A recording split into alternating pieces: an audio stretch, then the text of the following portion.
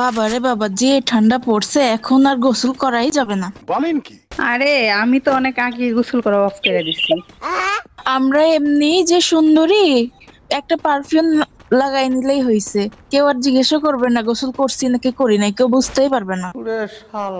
আমার টার্গেট পুরা শীতে এরকম করে চলবো, পরে শীত গেলে গোসল করবো।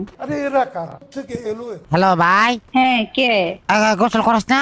খাসর তুই হাতছর বললি কেন? তুই জানাস গোসল করি না। মাত্র গেলে তো গোসল করস না? আরে বোকা, মেয়েদের সব কথা শুনতে নাই। ও, আমি তো শুনে লেছি ভাই। শুনবি কেন? তুই কান অফ করে রাখ। কি শুনবি কেন? কান অফ করে রাখ ভাই। সুন্দরী মেয়েদের প্রত্যেকদিন গোসল করতে হয় না, আমরা তো এমনি সুন্দরী। তোরা তুই সুন্দরী, তোর কষি কেডা ভাই? আমি জানি আমি সুন্দরী। ভাই কি হয়েছে? ভাই ভাই করতেছে কে? আমি মেয়ে। ওকে, না এমনি দিকে আইতাছি আর কি। ওই একটু গা চুলকায় না।